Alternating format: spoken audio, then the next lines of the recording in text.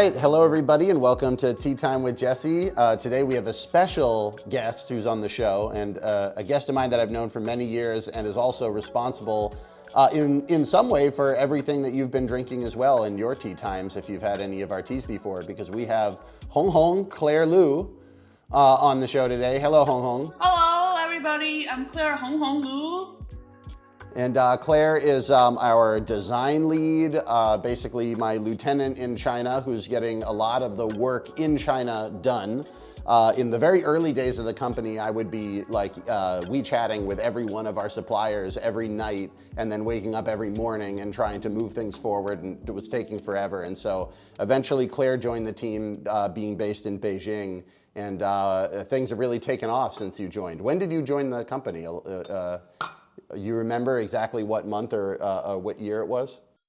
If I recall correctly, it was over the pandemic, which will be from the 2020 until 2022, or all the way until 2023. I remember it was in 2020, isn't it? I think you joined in 2021. I started the account in 2021. I think you joined at the very end of the year, because I remember it was Christmas it was our first Christmas with the shop open, and I think I had just realized how over my head I was trying to deal with the Christmas rush. And so I think in maybe November or December reached out to people, and I started saying, hey, I really need somebody to help me organize the logistics of what's going on with the company. And we knew each other for years before, doing Chinese improv comedy together, bilingual improv comedy. Yeah. So what was it? I just want to talk about Big for a bit. That was our bilingual improv troupe. So how did you get into bilingual improv, and what did you think of me when you met me in bilingual improv? That is a great question. How did I get into Big? How did I get into Beijing Improv? For me personally, I have a hobby, or I have an interest of going to different theaters or different place to see performances, to see scenes, to see opera. And I happened to get into this bilingual improv show in Beijing, in Hutong, which is really interesting. First of all, it's bilingual. It's one of the very special ones in the performances in Beijing. So I attended one in summer in Hutong, and then I met the wonderful performance on stage, and I always raise up my hands to be the volunteer, to be part of the performance together. That's good. Which is not a small thing in China. In China, whenever we're like, okay, we need a volunteer from the audience, most people in China, I think, are less likely to raise their hand than in the States. But you were always there for it. But the entire atmosphere is, it's really welcoming. It's really, happy, always laughters. So, you just, not can't help yourself raising your hands up, just to be part of it. And then one of the big performance called I remember is Jeffrey. Yep. And after the performance, he reached to me and then saying that, hey, Claire Honghong, are you interested in joining us? Become part of a Big. And said, yes, let's do it. Oh, great. Finally, I can be part of it. And I didn't know that before. We need to train, or we need to have those practices every week together. After a few months, right? I remember we had each Monday night we had a practice, and each month we have performance. And after the performance, people anonymously vote for me to join in. I didn't even know that. We had a vote. So this was the way that the improv troupe worked. The improv troupe is the highest functioning anarchist organization in the world, because the improv troupe is the only place where 100% of people have to vote to agree to bring in a new person.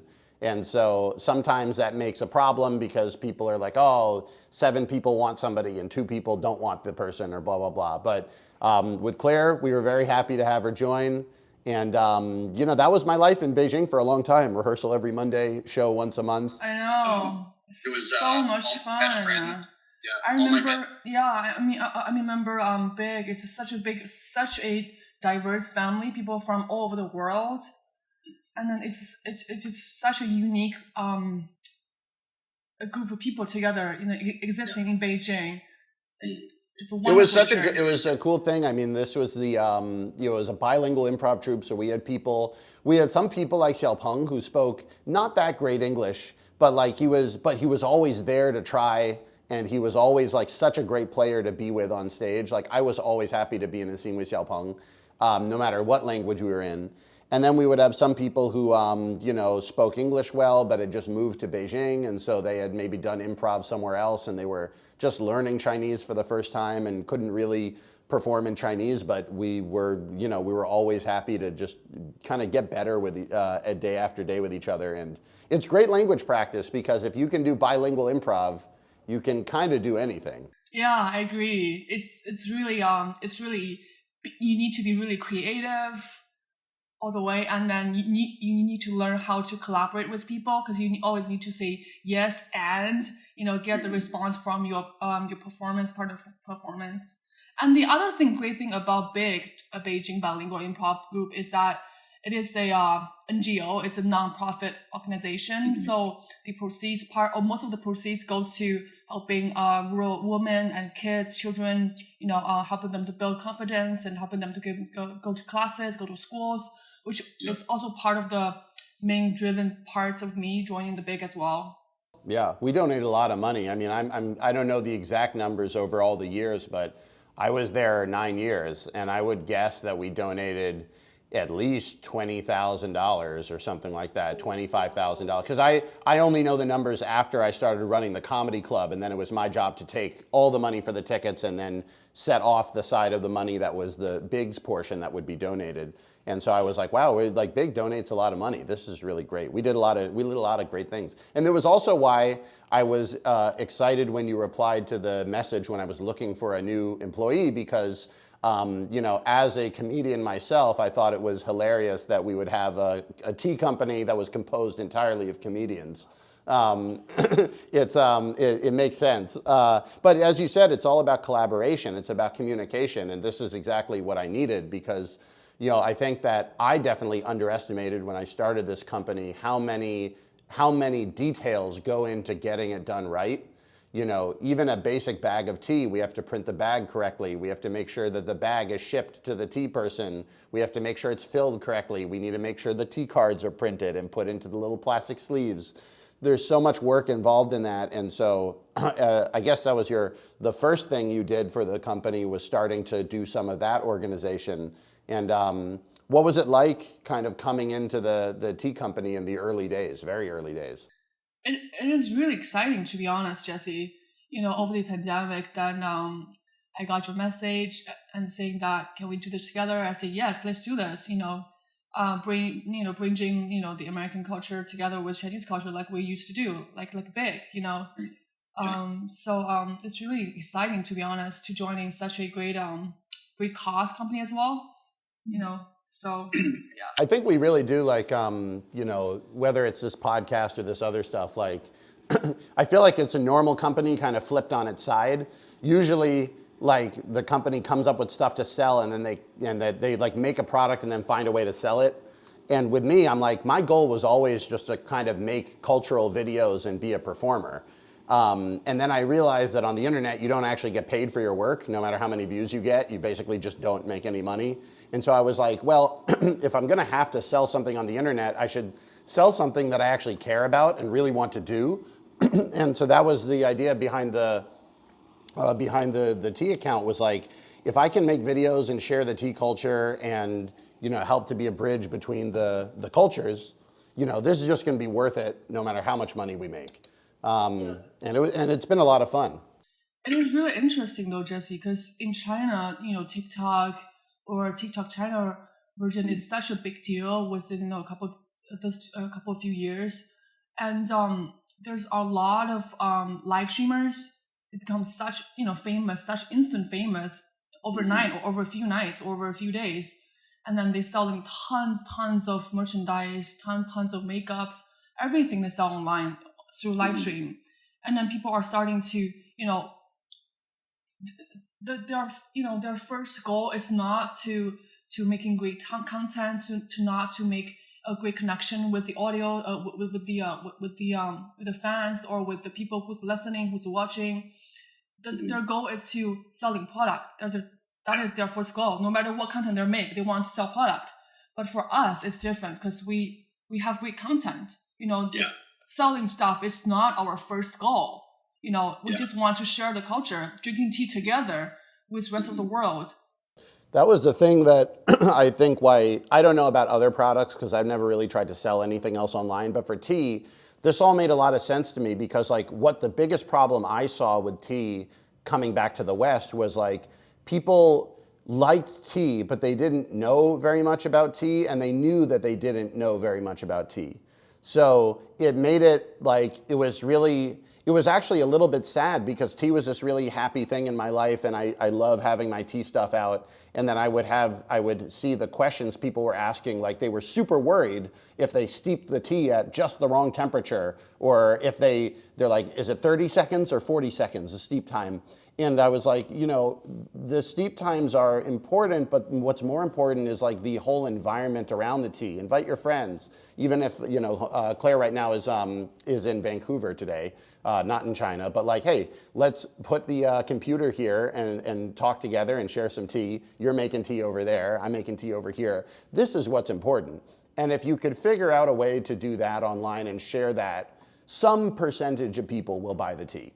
I was very confident. I was like, I don't know whether it's 1% or 10% or 100%, but if you can really get across like the fun and the culture behind the tea, I was always confident eventually we would sell some tea.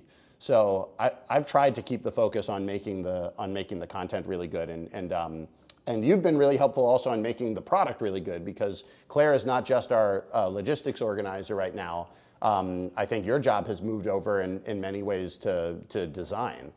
And so if you have a Jesse's Teahouse bag that was made after, I think your first bags were the first sampler, the first subscription, which came out in, I want to say September of 21, something like that. So like, if you have anything that was made by us in the last like year and a half, Claire had a big hand in designing the files and making the bags and the packaging. And so I wanted to hear about that. Like, how do you go about deciding what you want to do with the packaging for the Jesse's Teahouse stuff? I mean, I study visual design in my undergrad, so I have that experience. And then after graduated, I worked at a magazine company. Harper's Bazaar, one of the Harper's Bazaar in Beijing, in China, and I was dealing with a lot of visuals, visual designings, layout designing. So I have that, in my backpack for a long time. I know what I good at and what I like to do. So it's not a big task for me, just and then it's tea, and then it just comes naturally. I want to do it in a way that at least is appealing to me, and it illustrates the tea, the personality of the tea as well. So it's just a fun way to I mean, I have a little bit passion. I have a passion about designing or visual designing, so it's fun. It's interesting to me to do. I don't feel like it's a work. Yeah. Well, it's definitely, I think the result that comes out, like we get a lot of notes from customers on the Discord or stuff like that, or even just in the comment section, that they really love the packaging. And it's a little bit of a tricky situation we're in with the packaging, because if you go to like a Chinese packaging company or whatever, they're gonna show you, and we've seen these, they have these giant boxes, and they put a tiny thing of tea inside a giant box, because the packaging in China, the idea is like, you gotta be like big about it. It has to like, And obviously for shipping reasons, we can't just like package stuff as if it was going to be sold in China, translate it to English, and then send it out, because the questions the customers would have and also the shipping costs are completely different. So how do you kind of go about balancing kind of making a design that you would like as a Chinese person and as a Chinese tea drinker, with also knowing that our customers are generally not Chinese and are not going to have the background that you or I have? So the thing is about my designing, because I studied in Canada, so it's North America, right? So the knowledge, the ways how to design stuff is quite in a way it's quite westernized, because it's quite different from the Chinese designing layouts and visual designing. So I combine the two together, because I live between Canada and China often. So I have sort of the mindset of combining the Chinese, in me, necessity, as a Chinese, and then combining with my visual designing ability together. So to design this product. So it's really, yeah. That's great. Do you feel like you have to make a brain switch, like you have a Chinese design mode and a Canadian design mode, or is it just, it's all you? I mean, I don't switch, here and there. It's just me, it's a part of me. I don't know how to say the switch from here to there, but it's just in me. That's good. Well, it's definitely been great. I mean, the packaging, I think it really helps people get into tea as an experience, because one of the challenges I have with with sharing the videos is like, the whole video you see people, there's a tea table and there's all this equipment and they're pouring tea everywhere and there's tea pets, and I think some people see that and get very intimidated. Like they're just like, oh, I don't know how to do that. It's like if somebody is like repairing a car, I look at that and I'm like, I don't know what you're doing. Like, you might as well black out the whole screen where your hands are. I don't know what you're doing. I don't know what wrench you're using or what part of the car you're repairing. And so there's kind of a time when some people just like shut down. And so for the packaging, we want to make it so that it kind of like answers the questions people will have as they have them. So one of my very early ideas was to put this like tea card inside the bags, which has like the information for the steep times and temperatures and the year the tea was made, what type of tea it is, where it was grown, these sorts of things. And to be able to kind of anticipate what the customers are going to need. And then have you felt like we've done a good job of that in the way that we do the packaging? I mean, we've done a great job, but I think we still have room to improve, because I'm the person who's, who's always wanting to get the feedbacks from our subscribers to see if they are feeling happy, or, which part we need to have more room to improve. That there's not always a perfection, but we are, approaching to perfect. That's the goal. I definitely feel like because the company was started in the pandemic, I was always very aware, like whatever version of the company we start in the beginning is not going to be the way that I want the company to like run, because in the very beginning, like a lot of the products that we had were like friends of ours from their tea shops. So we would buy stuff from their tea shop and put it onto our site. But because there was no ability to do our own packaging during the pandemic, like a lot of times people couldn't leave their house in China. So like there was no way to like buy our own teas and package them in our own like custom packaging until basically the pandemic started to end. And so once we got the chance to do that, I really feel like it's taken off to like a whole new way. Like for instance, the master box, which we have, I'll get mine over here. I have the master box that we designed. Make sure that doesn't fall. But like, I don't know if I'm going to use this video or whatever. We're on a Zoom call, by the way, if anyone's listening and they're like, oh, are they actually in the same room? We're on a Zoom call together, but I'm just to show the master box to the camera. Like the master box, like there's this big outer box, and we have this label on the front, this like this slide on, slide off label that you slide off in order to open the box, and then inside the box we have 4 different little tea cakes, each in their own box, and inside of that they're all wrapped in their own special paper. Like we spent a lot of energy and time making the master box. What do you like? Why do you feel like it's important to do that? Like why like, you know, or I'll ask a different question. What was it like designing this box? And what did you feel like the biggest challenges were, or the stuff that was actually the easiest? Well, first of all, we have to, you know, consider the shipping together, because it is an international shipping and it's tea. So we want to reserve the, you know, the condition of the tea the best, you know, so it needs to be put in this hot sealed bag or a paper box, and, you know, inside a big box. So and then we had this trip to Yunnan stay at Aiji's place.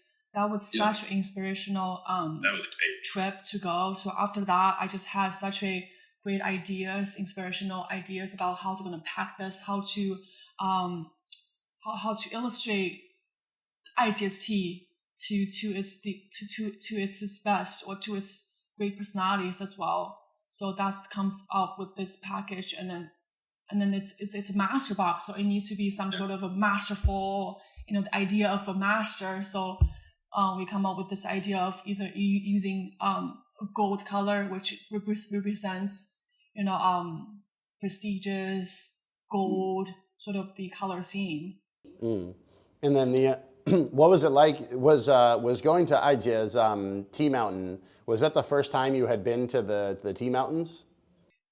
Well, I'm originally from Zhejiang, which is famous for green tea, or we famous for green tea. But the tea trees in Zhejiang compared to Yunnan is quite different. Yunnan is Gaoshan, is high latitude trees, but in Zhejiang it's low altitude trees. So it's guanmu, we call like higher trees, but in Zhejiang it's like lower trees. So it's quite different. It is, I would say, it is one of, you know, first times to go to Yunnan, to go to a tree mountain for sure. Yeah. Yeah. What kind of tea do they drink in Zhejiang? Like, what did you drink growing up? I grew up just drinking green tea, because that's my mother know how to make them. Each, you know, over this time, Qingming, they pick the tea, they stir the tea, they make the tea at home. So that's all the tea that I drink when I grow up. It's green tea. We don't drink any other teas. It's green tea. And then by the time that this podcast airs, we will have our green tea pre-order up on the website. So everybody, if you're looking to get really good green teas, this is the time of year they pick them. So this is the way that we do the green teas. It's the same way everything is done in China. It's like you need to tell people ahead of time what you're going to want, because there's so many people that want the green tea. They're all lining up to get it. So we're also lining up here, I guess, around the world, wherever we are. So yeah, I feel like there are so many different types of tea, and hopefully I'll be able to go to Hangzhou sometime very soon. I know let's not make any promises to people. It is such a tourist, beautiful view. What a great city with beautiful view and beautiful people. You know, in Hangzhou, we are saying in Hangzhou we have one of the most good-looking guys and girls in Hangzhou. Yeah. Hangzhou 美女多. Yeah, so I gotta go on break out the dating apps again when I get to Hangzhou to see if anybody has take me to dinner or something like that. Or I have to take them to dinner, right? That's the way this works. But yeah, that's the green tea there is really, really fantastic. And I remember when I lived in Shanghai, I lived in Shanghai back when I was writing for that TV show for Xiaoguo. And I would go to Hangzhou for like a weekend trip, or if I had a day off, we would shoot like 6 days a week. We would have like one day off. And sometimes for my day off, I would go to Hangzhou or Suzhou. That whole area of the country is really, really beautiful. Such a beautiful place. It's very cool. Very, very cool. So continuing onwards with your own tea journey. By the way, what tea are you drinking today? We're both drinking tea right now. I'm drinking the Taiwanese roasted oolong. Taiwanese milk oolong. We currently have on site Yeah. Nice. Such And you have great a tea. dragon set. You have I one of do. our dragon sets. I bought it to Canada to Vancouver. Oh, you brought it to Canada with you. How was the experience of using the packaging yourself? It's wonderful. It's really portable, and then it's we got a lot of pieces together. I always share with my friends. I brought my friends over, come over and have a cup of tea, and then I use my tea wares and tea equipments and the tea together to share with them. What do your friends in Canada think of you doing this Chinese tea job now? They're really interested. To be honest with you, yeah, they're really fascinated by how we grow in the year of the pandemic, and then going from now to getting tea to the world, because for the past so many years, 1,000 years, 100 years, I do believe that Chinese tea, it's great taste, but we don't really have tons of them teas in the world that is well known, or the brand at least is well known. Yeah. I think there's such a huge gap between the quality of Chinese tea and like how much people outside of China know about it. Like, part of the challenge is like, because I have sometimes other random companies, like they see that I'm successful at like selling a Chinese product in America, and they ask me like, oh, how do you do this like Chinese product in America? And I'm like, the biggest thing you can do is have the product be way better than what they're using in America. Like, so like a Chinese cell phone is like, they could be really good, but are they going to be 10 times better than an iPhone? It's going to be really hard to be 10 times better than an iPhone. But like the Chinese tea is at least 10 times better than, a Lipton tea bag or whatever. Oh, I'm sorry, some branded tea bag. I'm not supposed to bash other brands. Nothing against the good people at the L company. It really is better. And so I think that it comes across when I'm sharing it with people. It's like, it's not like I'm particularly trying to sell a Chinese product per se. It's like, I want people to know like this product is really, really good. And it's like all the people who know anything about tea, like in China, like I'm sure you know a lot of Chinese immigrant friends in Canada, they're not buying their tea from like a supermarket or whatever. They're like they're getting their friends to bring it back over from when they go, right? Yes. And then the interesting about China exporting tea, yes, we have brands, we have those government owned brands, selling teas in North America and the world, but the product or the teas they're exporting are not the top tier of the teas that's exporting to the world. It's not even the middle tier. So, it is wonderful for us, for Jesse, you understand Chinese language, you understand culture, which is really important. Talk to the tea vendor, talk to the tea farmers. We really get into the roots, to the bottom of the great teas, where it's come from. So we, and then make it our own, and then, share it with our friends. So that's wonderful. Yeah. That's cool. What did you think of my work process when I went to Yunnan? Because it was a very interesting work process. Like people might think like, oh, before you go to the tea hill, you should have the contract already set and like know exactly what you're buying and make sure this trip really like, we go to, have some like, get some better guanxi and then like, eat some food and drink some tea and then sign the papers. But we had nothing signed when we went there. We were really open to the situation. Were you worried that we had gone all this way and then maybe the tea wouldn't be good or we couldn't afford it or there would be some sort of problem and then we would just be shooting all this video and having this experience but not be able to put it into the tea company? Yeah, to be honest, if I say I didn't worry at all, it's not true. But it's a little part of me worried about whether we come up with because it's master box, right? It's quite costly. We have old people coming to Yunnan, took the flight, took the 3-hour drive from the mountains, and then stayed there for a week or so. So but when we got there, when we met Aiji, and then when we had those conversations with her being the fourth generation of tea, being a tea farmer, and we saw her tea trees, tea mountains, all the worries is gone, and then each day for 3 days or 4 days in a row, we drink tea from morning to night. We drank every type of teas. And then in the middle, and then we went to the tree mountains, picking teas, seeing the waterfalls, eat with them together, eat with their lunch, their dinner. It's such an immersive, experience in this tea trip and tea culture. I mean, for me as a Chinese, people grew up with tea together, grew up with tea. I didn't have that experience at all before until Yunnan trip with our Matchbox. Yeah, I think Yunnan, like whenever I go to the tea mountains, it's like I meet the only people in the world that want to do more tea than I do. Usually, like, in my perfect day here in LA, I might have some tea in the morning and then meet somebody for tea at night, or like tea in the afternoon, and then, maybe try one of the tea resins at night. Like, I'll be drinking a lot of tea. And in Yunnan, they would be like having raw pu'er at 10 p.m., knowing that we have to wake up tomorrow at 8. And they'd still be like drinking the really intense stuff, and to them it's just water. It's like they're just drinking it. And I know that it will be a great tea because we had those driving top of the mountains to like about 2 hours straight, like those high up mountains driving. Oh, I mean, it was a long drive from Kunming Airport. It was like 6 hours. It wasn't 2 hours. It was quite scary for me to be honest with you. We left the highway, and then we had 2 hours after we left the highway.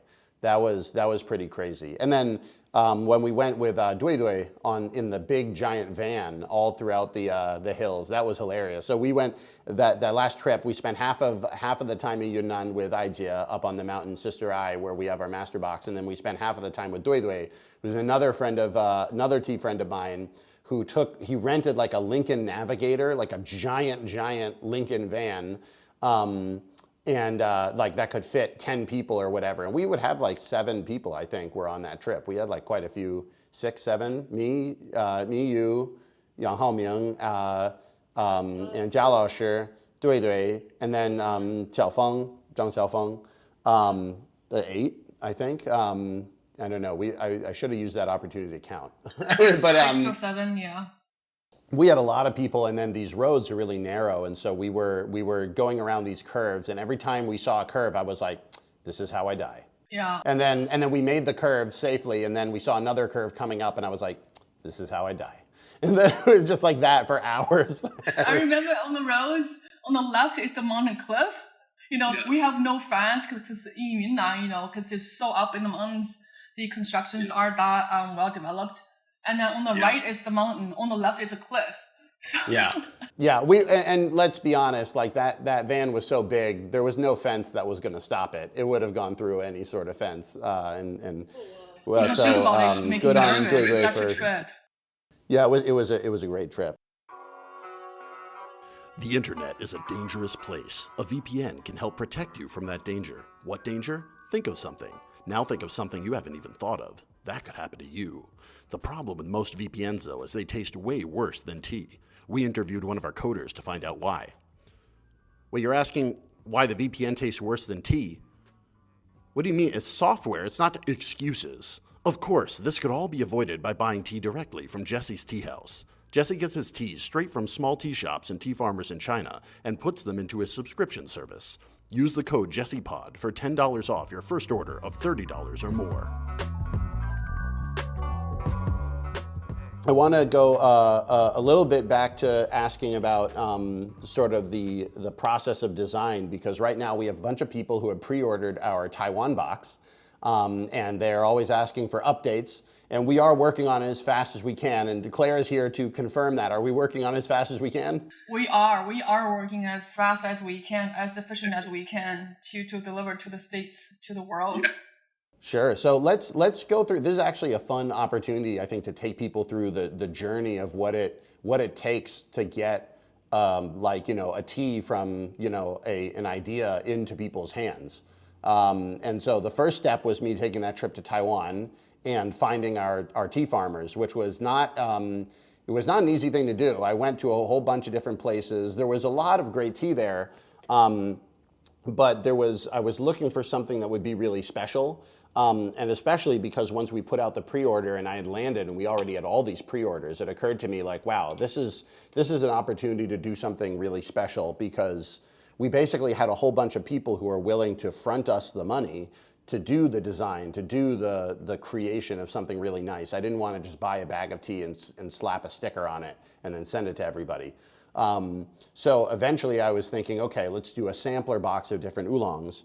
And once I say sampler box, what goes through your head as a designer?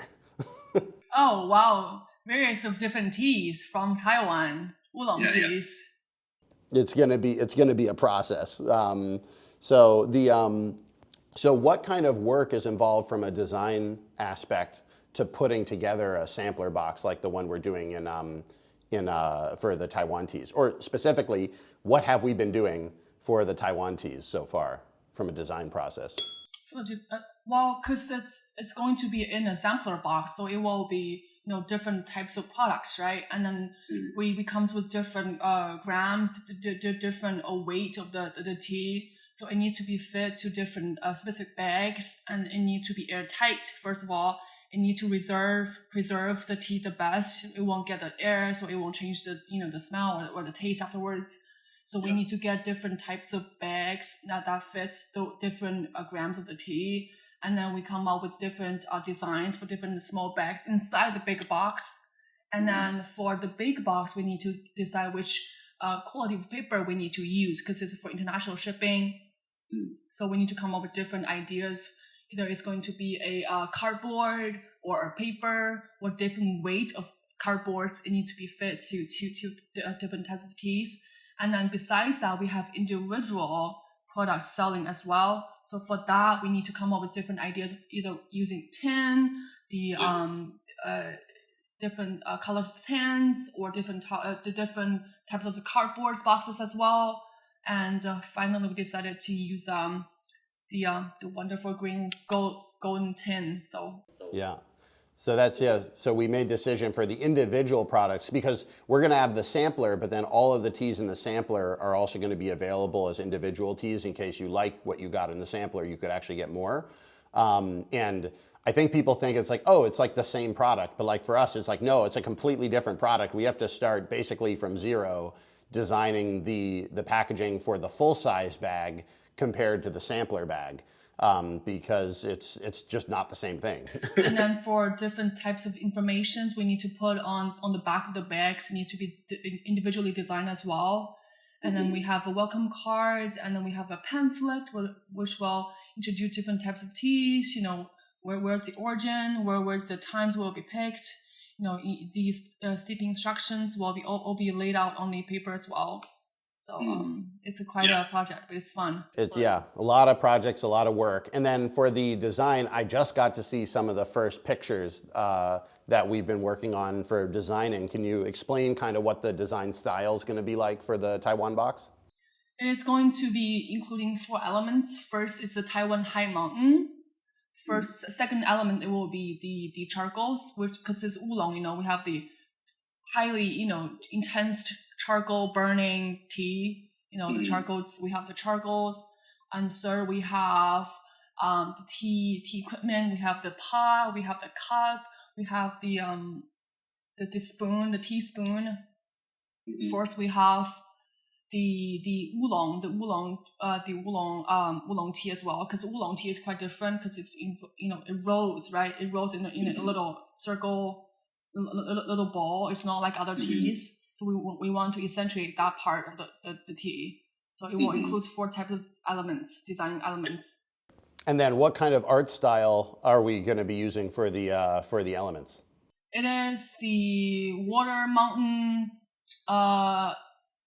Chinese calligraphy painting style.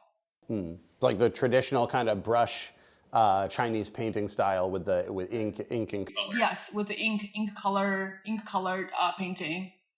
Chinese, Asian style, the traditional style. So very cool. I really like it. I mean, I think I like the. I think we've done a pretty good job of, making something that doesn't look like it just came out of like a fully Asian brand, and then we just like repackaged it because that's not what we're doing. We're designing our own stuff, but also like finding it a way to keep a lot of the traditional tea aesthetic, which is what I really like. I mean, you'd see my apartment. I got all this like, tea stuff around. It's all kind of very, very Asian tea aesthetic. But doing it in a way that people can actually access and everything's in English. And, we actually have a lot of discussions about this, is like how much English should be on the box and how much Chinese. And sometimes we forget that, like, even because everybody on the team basically is bilingual, or at least everybody that's dealing with the product directly. And so oftentimes it's easy to forget, like, we put the English and the Chinese at the same size, and we forget that, like, 99.9% of the people who are buying stuff from us are not going to be able to read the Chinese. So as much as I would like to make it bigger, sometimes it makes sense to have the English be a little bit bigger on the packaging. But I don't want to lose the characters as well, because it's like, it just doesn't feel right to have no Chinese on there. Yeah, I agree. Yeah. So the Taiwan box is coming along together. Do we have a rough timeline for when you think we're going to be able to deliver it? The first design layout will be done. I believe still need a week or so to be done. The first draft. So it probably needs at least half a month to be completely done, and then start to get to the factory to manufacture. Yeah. It takes a long time for these things. I mean, actually, the funny thing I was saying about the Taiwan tea situation is like the stuff that's really easy in the mainland is really hard in Taiwan. Like the packaging, like, don't you just feel like the packaging situation, like if like the mainland printers just kind of do everything twice as fast? It's quite a different environment for sure. Mm-hmm. It's been an adjustment, but we're learning. I mean, this is part of the I think that part of the, I don't know if you think this is good or bad, because as this maybe bring you a little bit more mafan or annoyance, but like when I went to Taiwan, I was like, I'm going to try to figure out the best way of doing this. And I'm always aware that, like, we don't want to set the team on a project that's going to be impossible, but also I'm like, hey, like, from a customer standpoint, from a tea drinker standpoint, this is what I want. I want these 4 teas. I want them in samples at these different sizes and these amounts. And like, we have a tea that we're going to be giving in the sampler box that we're giving people 10 grams. So that's 2 sessions worth of this tea. But that's because it's really expensive and it's high roasted charcoal.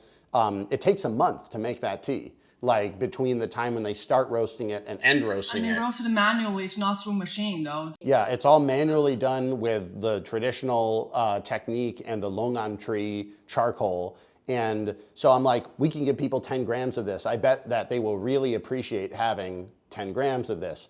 But because of that, that's a whole extra product we have to deal with. Like, it would be much easier to give people none of it. Do you feel like, how close do you feel I am to reality when I kind of, when we have these projects come out and you hear what I'm trying to do? Do you take a listen and you're like, oh no, it's going to be so hard? Or do you agree, like, this is going to be worth it?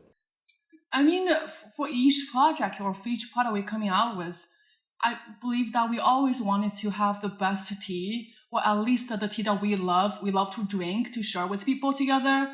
But we also need to combine with the reality where, it's a lot of a cost, with shipping, with coordination, with international shipping, so on and so forth. So, but people would love it for sure. I mean, the tea that we picked with love, and it was definitely our own taste for sure, So yeah. I think it's definitely I'm as we all learn a little bit, because I also was not like I was not in the tea industry before I came back to the States. I was a comedian, and so my skill set is a little bit different. What's it like kind of working for the comedian boss versus other bosses that you had in the past? Oh wow, it's you are very creative. You always come to a lot of ideas, a lot of great ideas, lots of ideas. And we communicate each day, or pretty much each day, every day, or every other days, about this, about that, about this, about this tea, about this, idea. So it's just a lot of ideas showing around. It's really fun to work together. Yeah. Would you say there's too many ideas? Like, I mean, it's not too many ideas. It just it comes up so many ideas, so it's great. And also, it needs to be sometimes. No, yeah. Well, this is what I'm trying to figure out is like, I feel like I know this about myself just as a creator, even before I did the tea company, that my problem is I'll always have too many ideas. And if I fail at stuff, it's usually because I was trying to do too many things at one time. And so the ball's dropped. And so I'm trying to avoid that challenge here with the tea company, but also when I was just a comedian by myself, I never had a team where we had like real skilled people that were skilled in different ways than I was. And so it's one of the reasons why I like being a part of the design process from the beginning, especially when it comes to the interaction of the information and the packaging. But in terms of the aesthetics, of the colors, of the design features, I think I tend to listen to you, I'd say almost all the time. Do you feel like we have a good relationship in terms of making those design decisions? I mean, for me, as an employee, as a part of the team, I think it's wonderful together because we have great ideas and then we narrow it down to the best of them, few of them together. So it's a wonderful process for sure. Because before my job working as a magazine, it's always the boss, or my direct boss giving me this project and let me have the entire control. You see this, you see the seasons, fashion trends, and you combine with this pieces together, come up with this idea. But it's different industry, so it needs to be different because every industry has their own rules of, get this going. So I enjoy having you together to designing, to have great idea together. Yeah. Yeah, I think it's really fun. I mean, it's as a creative person, it's always one thing. It's so great to be able to say like, here's the idea. Let me give it to somebody else who's actually going to be able to run with it and do stuff that I couldn't do. And then other parts of the business, like the products, I think I have pretty much complete control over what products we pick.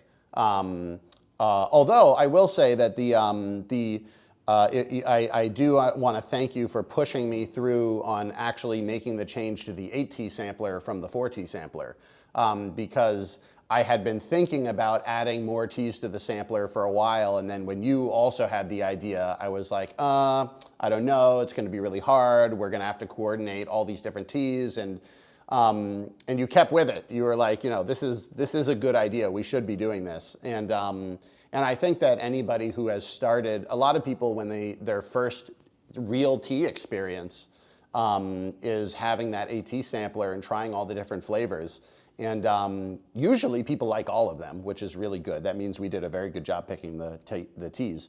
But I think even when they don't like some of them, they only had to buy 2 sessions of it. They didn't have to spend a lot of money in order to get in. And that's like, I think that sort of product is exactly the sort of thing we should do. And that sort of came about as a combination between the two of us with, because I didn't want to give you too much extra work too, because I know that if I'd say, hey, we're doing an AT sampler, in reality, what that means is that you need to manage our China team and our purchasing team and our Fa Piao team, the receipts, it's a lot more work on the China end. It's easy for me from the United States to say, oh, I want to have another 4 Ts in that sampler, but it would be hard on the people actually doing the work.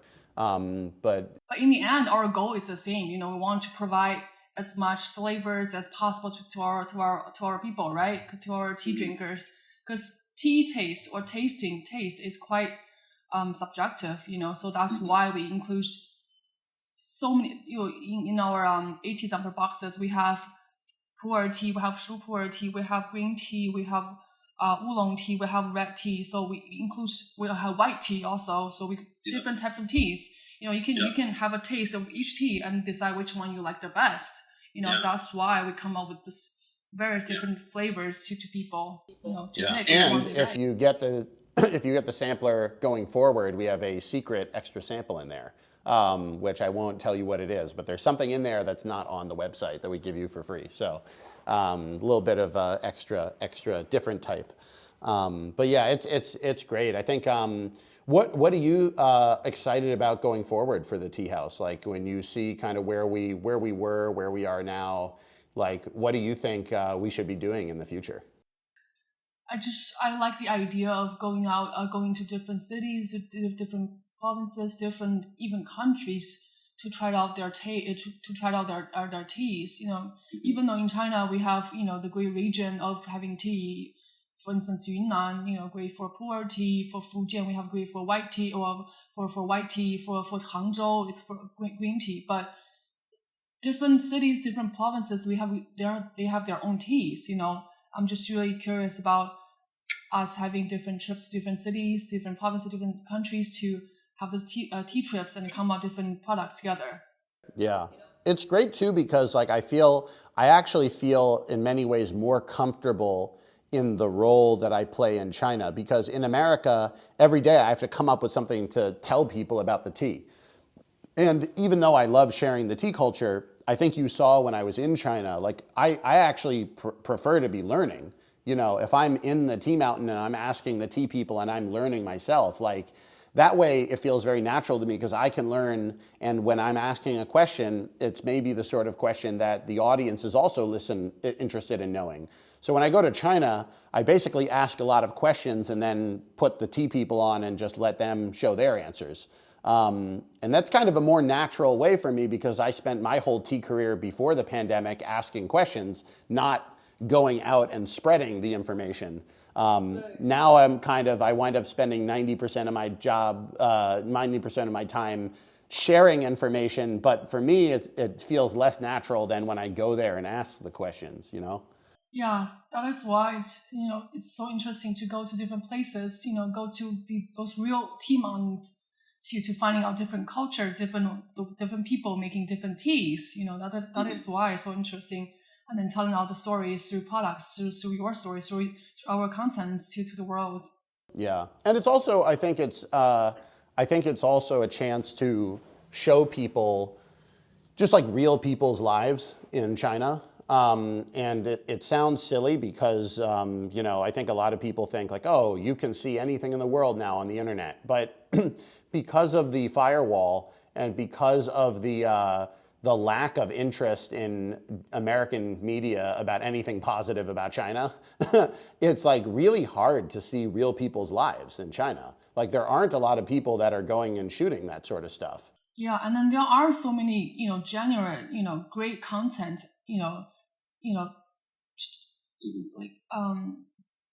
original contents that really, have a great cost and have a great contents that are from creators. There are lots of copy and paste contents, just for clicks.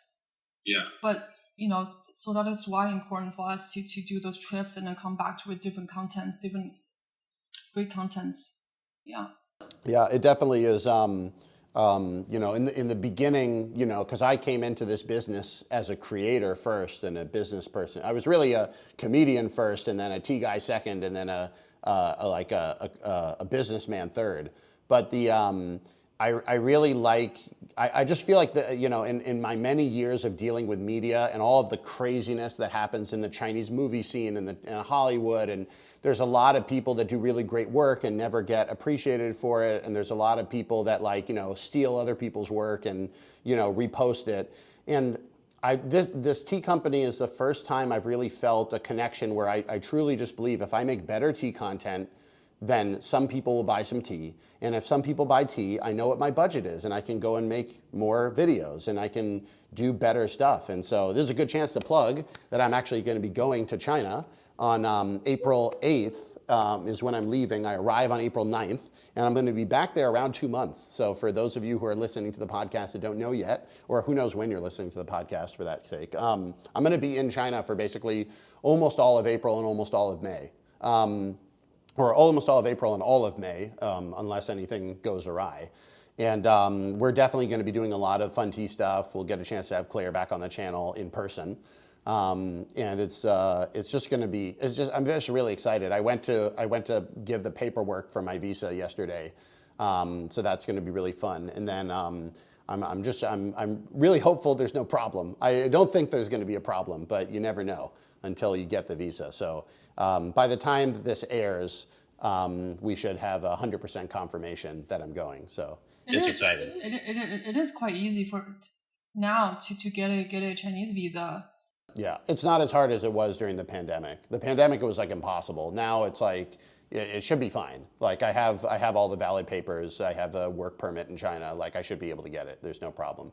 I'm just scared from the pandemic. Like I'm still mentally recovering from the trauma of being evicted for 3.5 years, forced into exile. That's why I would always tell people in China, when in America, they're like, oh, why aren't you in China? Like, oh, 我被逼流亡海外. Like, you know, I was literally in exile. So Now we are welcome you guys. now it's welcoming back, which is really great. So, and then I'm just trying to think of last couple things. We're gonna basically be finishing up in just a couple minutes. But first of all, thank you so much for coming on and chatting and having tea. What of the teas that we sell is your favorite? Because you've gotten a chance to try everything, I'm guessing, right? Yes. The teas I like the most, I would say,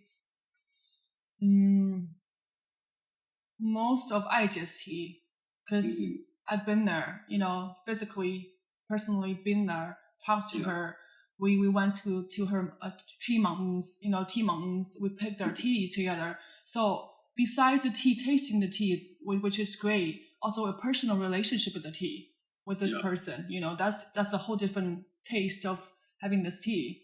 And but I mean,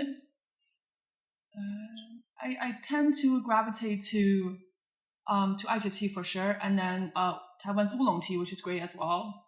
Yeah. And our 80 samplers are great. You know. Yeah. You know, each morning you get up, or at night or at noon, you know, just feeling what day you're feeling, what's the mood today, and then you pick different types of tea you want to drink. So it's great. That's definitely the. I definitely have a great tea collection here. So I wake up, I'm like, what do I want today? I got a lot of choices, which is really nice. And then I was going to say, we'll do like a little bit of a lightning round, sort of like quick responses to the questions. But what's the most fun thing about being at Jesse's Teahouse? Working with you guys together. Oh, yeah. What do you think of the rest of the team as well? Like, because you've kind of seen the rest of the team come on one person at a time. Have you felt like things have really changed now that I think we have like 8 people working for the company now. It's really much like big. You know, people come around the world with different backgrounds, with different necessities, and then talking about teas together. So it's a wonderful experience. I mean, it's one of the big, the best thing of working with different people from different worlds, together. See, there's nothing that's better for your life experience than being in a bilingual improv group. Like everything comes from big.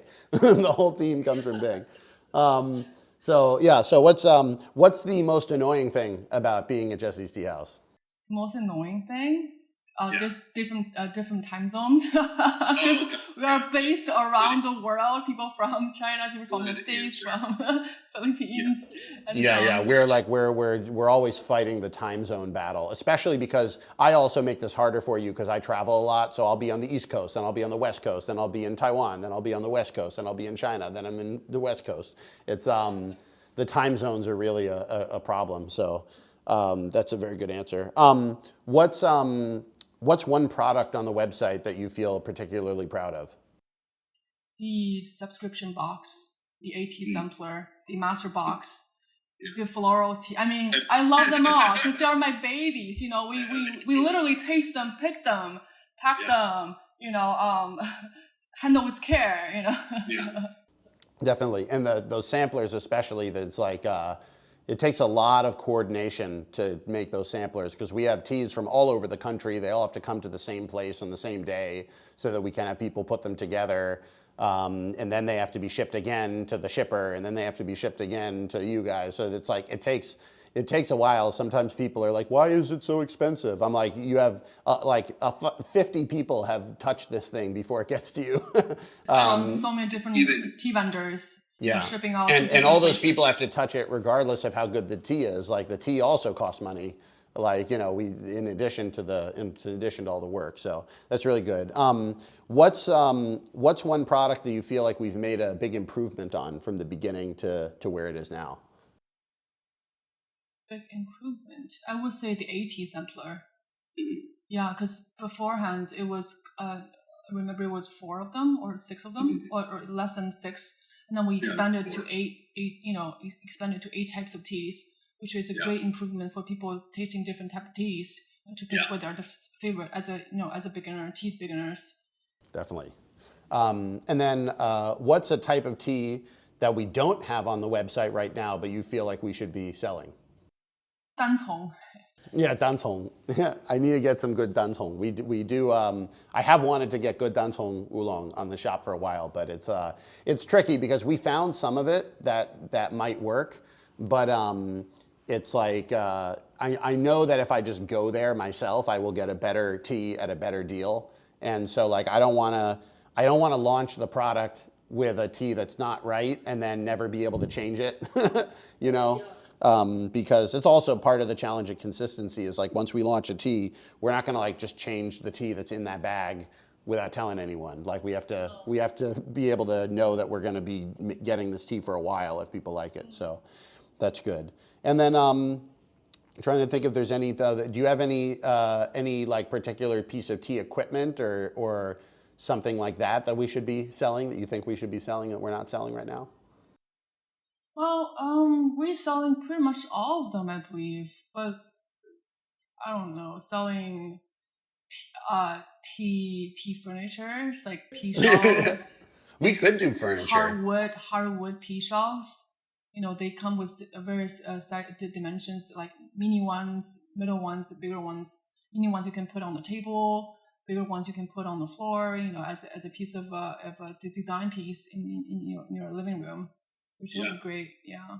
Well, that would be, maybe in the future, like we might have to bring on a couple other team members if we're going to start a furniture company, but it would be, it's all possible. I mean, this is the sort of thing where like my mental vision for this is like if I had a real tea house and I could be selling people whatever I like, what would I have in my real tea house? And that's kind of been the mental image I have for myself. And the furniture is part of that because that stuff is hard to get in the US. I hope someday you can get those lightning questions as well. It's not always you asking the what? people.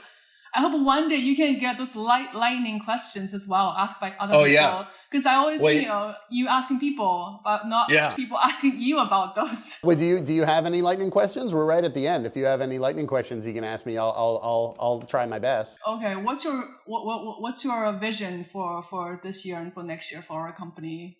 For this year, for the vision, grow the subscription, get people who are like new to tea onto the subscription so that we can create like a better experience, like a regular tea experience where tea becomes more part of your life, where it'll show up, it'll be really good, it'll be part of a community. Get as many of the tea subscribers as possible onto our tea subscriber Discord so that we can do more special events.